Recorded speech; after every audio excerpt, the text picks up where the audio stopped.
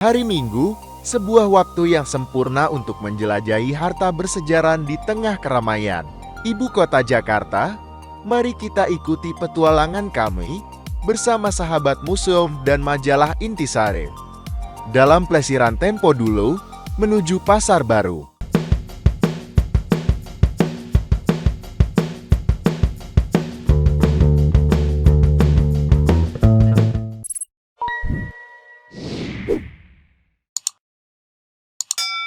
Sebagian besar dari Anda pasti mengenal Pasar Baru, sebuah pusat perdagangan kain, pakaian, dan sepatu yang telah berdiri selama 2 abad.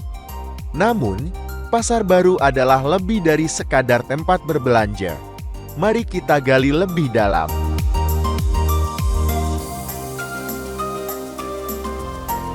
Tahu nggak sih kamu, pada tahun 1820, pemerintah kolonial Belanda membangun Pasar Baru ini untuk melayani kebutuhan masyarakat elit. Pada waktu itu Pasar Baru diatur dengan rapi, di mana pedagang mendirikan toko-toko di kiri dan kanan jalan.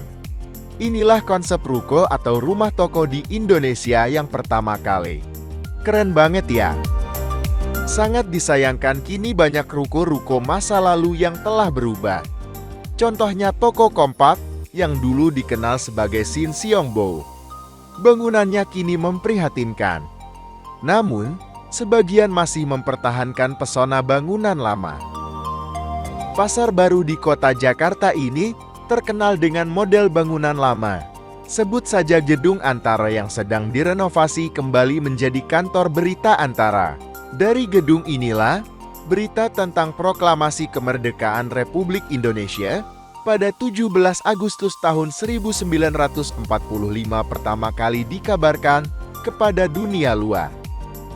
Selain itu, ternyata Pasar Baru juga menyimpan cerita lain tentang lagu kebangsaan Indonesia Raya dalam langgam keroncong. Jadi ceritanya begini, dulu pada masa pemerintahan kolonial Belanda, lagu ini dilarang diperdengarkan. Kemudian si pencipta lagu, W.R. Supratman, berpikir bagaimana cara menyebarkan lagu kebangsaan ini. Akhirnya ia bertemu dengan pedagang di Pasar Baru, seperti Yo Kim Chan dan Tio Tek Hang, yang berani merekam lagu ini. Tio Tek Hang ini adalah seorang pedagang terkenal di Pasar Baru pada awal abad ke-20. Ia memiliki toko populer di Pasar Baru, namun kini telah menjadi toko jam dan sudah berpindah kepemilikannya bukan lagi dari garis keturunan Tio Tek Hang. Sayang sekali ya. Perjalanan plesiran Tempo Dulu kami tak berhenti di Pasar Baru. Kami juga mengunjungi 2 rumah ibadah, Vihara Buddha Dharma Gotama yang sudah berdiri sejak tahun 1736 dan JPIB ini yang dikenal sebagai Gereja Ayam.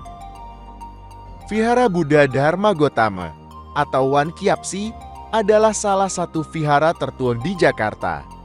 Awalnya adalah rumah peristirahatan milik Frederik Julius Coyet. Ia adalah seorang anggota Dewan Hindia Belanda yang tertarik pada Hindu-Buddha. Setelah itu, gangguan Dewan Orang Tionghoa membeli dan menjadikannya sebagai kelenteng. JPIB PIN atau Gereja Ayam ini telah melayani umat lokal sejak tahun 1915. Gereja ini menyimpan banyak koleksi langka, termasuk Alkitab berbahasa Belanda yang hanya ada 2 di dunia. Wow, luar biasa. Alkitab ini pernah rusak parah, kemudian direstorasi di Belanda pada tahun 1991 sebelum dikembalikan ke gereja ini. Itulah petualangan kami di plesiran Tempo Dulu, menjelajahi sejarah dan keindahan Pasar Baru, serta mengunjungi 2 rumah ibadah yang penuh makna.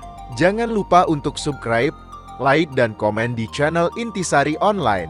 Jadilah bagian dari upaya pelestarian warisan budaya kita, karena sejarah adalah kunci untuk memahami masa depan.